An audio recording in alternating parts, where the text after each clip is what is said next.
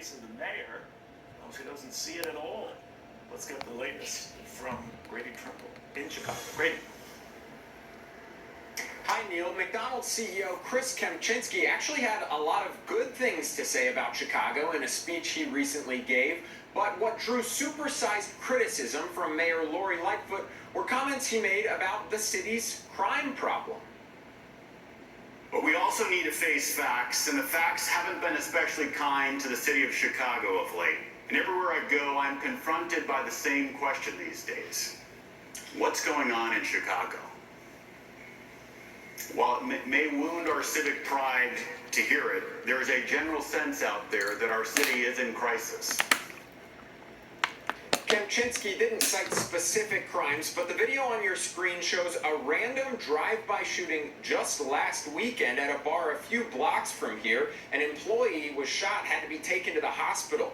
A few weeks before that, also in the neighborhood of McDonald's headquarters, there was an attempted kidnapping. Kempczinski says the spike in violent crime, up 37% in the past year, is making it hard to recruit top talent to McDonald's downtown headquarters. But Mayor Lori Lightfoot is simply dismissing the concerns. Well, I think that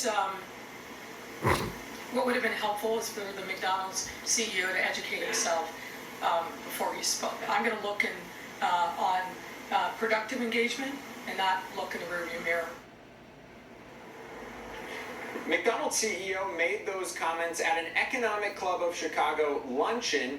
Ken Griffin told that same organization that he was worried about crime in the city of Chicago about a year ago. Neil, we know how that story ended. He packed up Citadel and moved its headquarters to South Florida. Just incredible. Grady, thank you. Grady Trimble. I want to go to my friend Gianna Congo right now. Gianna, this comment about the CEO should educate himself. He doesn't have to educate himself. He can just look out his window and see for himself. People are getting mugged and shot on the street. He had a close worker who was mugged just outside his building. So educate yourself. What is that about? Well, the mayor is taking a page out of Joe Biden's playbook. If you don't like the facts, just gaslight the people. And that just simply won't work in this situation. We just came off a weekend of violence, 63 people shot, including two 16-year-old boys and a 3-year-old girl. I mean, this is outrageous. The CEO of McDonald's, the CEO of Citadel, Ken Griffin, and many others recognize what's going on in the city of Chicago. If you just look at the numbers from 2016, January 2016, up until December 31st, 2020, we saw over 3,200 people killed. We saw over 13,000 people shot in the city of Chicago. This has become a city that's unlivable for many of its residents, and the people who are paying the brunt, the biggest price for this, are the poor people that live in that city, the black and brown people who cannot afford to just get up and leave because they don't like what's going on there. So this is, I mean, an emergency if there ever has been one. And mentioning what Grady mentioned in terms of the attempted kidnapping, on January 1st, the Safety Act will make that a non-holdable offense. So you'll be able to kidnap someone, legitimately do it, and they can't even hold you because it's going cashless bail on January 1st. This city needs help, the state needs help, and the folks that are in charge are only endangering the lives of the people who live there. And your brother sadly was one of them, and not an intended target, just caught up in all of this madness. And then I'm thinking, as well as the McDonald's CEO, who was saying he's observing it for himself, he's seeing the panic on the part of trying to recruit executives down to hourly workers at various restaurants in the city.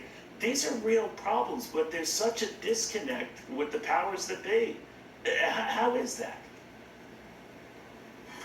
That's right, and you know what boggles my mind is the fact that Lori Lightfoot ran as a tough-as-nails former prosecutor, and she's governed like a soft as spaghetti mayor. And it doesn't make any sense to me.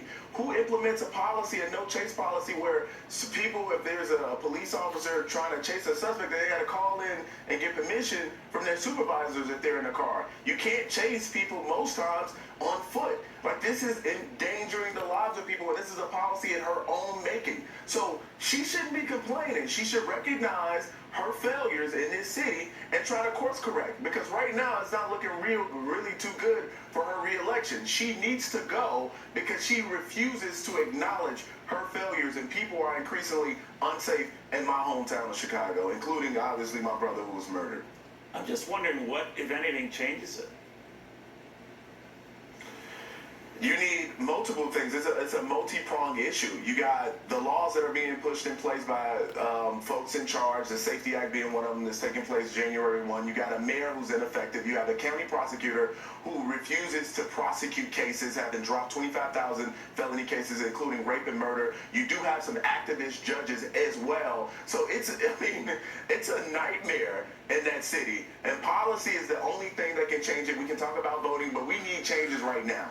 So we got to deal with what we have in office right now and hope that they do something. But it's unfortunate because we've been hoping for many years and nothing has changed over multiple administrations. I know you've been working for months on this, trying to find out what the heck happened to your brother.